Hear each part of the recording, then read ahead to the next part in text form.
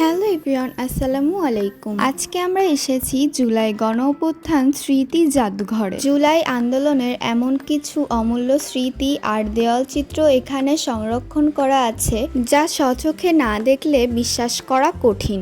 চলুন আজকে আপনাদের পুরো জুলাই জাদুঘরটা ঘুরিয়ে দেখাই। 24-এর গণঅভ্যুত্থানের ঐতিহাসিক নিদর্শন আর গ্রাফিটিগুলো দেখতে কেমন লাগছে সেটা দেখাতেই আজকের এই ভিডিওটি শেষ পর্যন্ত দেখতে থাকুন। আমরা এখন গেট দিয়ে ভিতরে প্রবেশ করছি।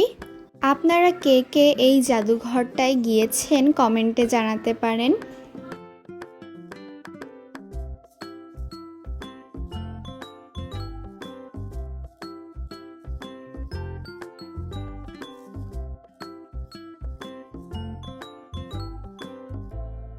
ফাইনালি আমরা জুলাই জাদুঘরের ভেতরে ঢুকে পড়লাম। গেট পার হতেই চারপাশের পরিবেশটা একদম বদলে গেল। আর এখানে একটা ম্যাপ দেওয়া ছিল, সেটাই আমরা এখন দেখছিলাম যে কোথায় কি আছে। ভিতরে ঢুকে প্রথমেই চোখ আটকে গেল এই বিশাল দেয়াল চিত্রগুলোর দিকে। তারপর এখানে কফিন বহনকারী সেনাবাহিনীর একটি ভাস্কর্য ছিল। তারপরে এখানের প্রতিটি সবুজ ঘাসের ঢিবি মূলত শহীদদের স্মরণে তৈরি করা একটি প্রতীকী কবর। আর এর উপর কিন্তু বসা নিষেধ, আপনারা কেউ এখানে গিয়ে এটির উপর বসবেন না, কারণ এটা শহীদদের স্মরণে তৈরি করা হয়েছে।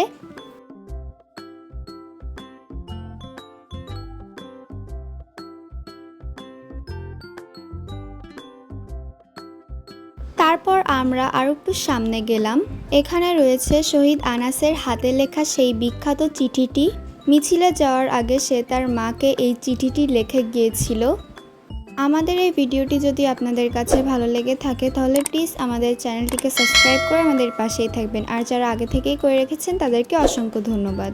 অবশেষে আমরা প্রবেশ করলাম জাদুঘরের মূল প্রদর্শনী গ্যালারিতে, যাকে এই জাদুঘরের মূল আকর্ষণ বলা যায়।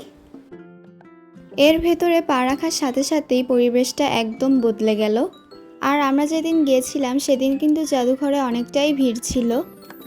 আমরা এখন যে রুমটায় দাঁড়িয়ে আছি সেখানে আন্দোলনের সময় ভাঙচুর হয়েছিল। আমি তো প্রথমে বুঝতেই পারছিলাম না, পরে নিচে তাকাতেই আমি বুঝতে পারলাম যে কতটা ভাঙচুর হয়েছিল সেদিন। এই যে নিচে দেখুন আপনারা, ভাঙা গ্লাস, তারপরে টাইলস এখানে ভেঙে পড়ে আছে। এগুলো কিছুই সরানো হয়নি, সবই রেখে দেওয়া হয়েছে স্মৃতি হিসেবে। আর জাদুঘরটা কিন্তু অনেক বড় ছিল।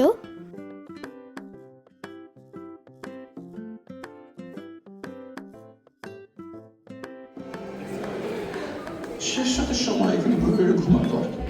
সে সময় মাঝে মাঝে আমি একটু হালকা করে চোখটা লুজ করে এই আশেপাশে দেখার চেষ্টা করতাম। কোনো রকম বাইরের সাউন্ড, বাইরের আওয়াজ যেন বুঝতে না পারি, এই জন্য। আমরা এখন জাদুঘরের একটি অন্যতম গুরুত্বপূর্ণ কর্নারে দাঁড়িয়ে আছি। এখানে আমাদের বীর সেনাদের ব্যবহৃত বিভিন্ন জিনিসপত্র সংরক্ষণ করা হয়েছে। জাদুঘরের এই অংশটিতে এসে সত্যিই চমকে যেতে হয়। এটি ছিল বাসভবনের মূল ভিআইপি ওয়াশরুমে থাকা বিলাসবহুল একটি বাথটাব। আর এটা যে একসময় ওয়াশরুম ছিল এখন এটা দেখে বোঝাই যাচ্ছে না, কিন্তু আমরা বাথটাব দেখে বুঝতে পেরেছিলাম। তারপর জাদুঘরের এই আঙ্গিনায় এসে এই বিশাল দেয়ালচিত্রটির সামনে না দাঁড়িয়ে থাকা অসম্ভব। তারপর ঘুরতে ঘুরতে চলে আসলাম আরও একটি ওয়াশরুমে। আমি এই জাদুঘরে এসে বুঝতে পেরেছিলাম যে গণভবনে অনেকগুলো ওয়াশরুম ছিল। এখানে কাপড়ের উপর আঁকা এই ছবিগুলো কোনো সাধারণ আর্ট নয়। এই ছবিগুলোর পেছনে রয়েছে ভয়ঙ্কর গল্প। তারপর আমরা চলে আসলাম আরেকটি রুমে। আর এই জাদুঘরে দেখার অনেক কিছু রয়েছে, তাই আমরা ঘুরে ঘুরে সব কিছুই দেখছিলাম।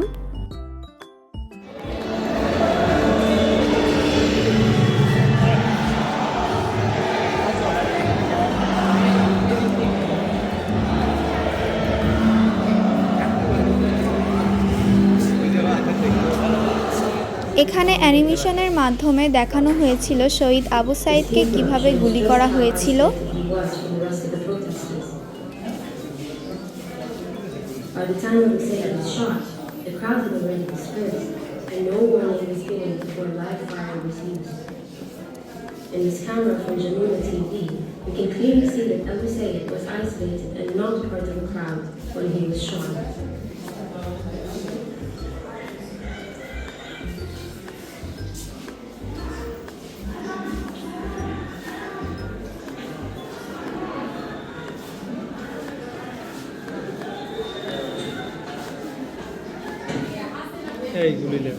Furthermore, footage from the moment Abu Sayyid was first shot captures the imprint of the shot on his t-shirt.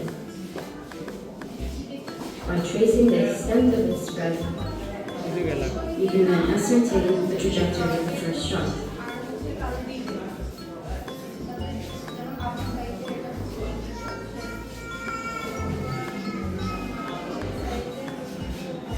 Six seconds after, two officers. আর এই হচ্ছে সেই খাটটি। আর এখানে তো প্রচুর ভিড় ছিল। পুরো জাদুঘরটা বেশ ভালো করে ঘুরে দেখা শেষ হলো। এতক্ষণ হাঁটাচলা করে বেশ ক্লান্ত লাগছিল, সেই কারণে বাইরে এসে এই লেকের পাশে কিছুক্ষণ বসলাম। আস্তে আস্তে আমাদের ঘোরার সময়ও শেষ হয়ে যাচ্ছে, তাই এখন আমরা শেষ মুহূর্তে একটু আয়নাঘরটা ঘুরে দেখব। তো এখানে ছোট্ট করে আয়নাঘরের প্রতীকী প্রদর্শন করা ছিল।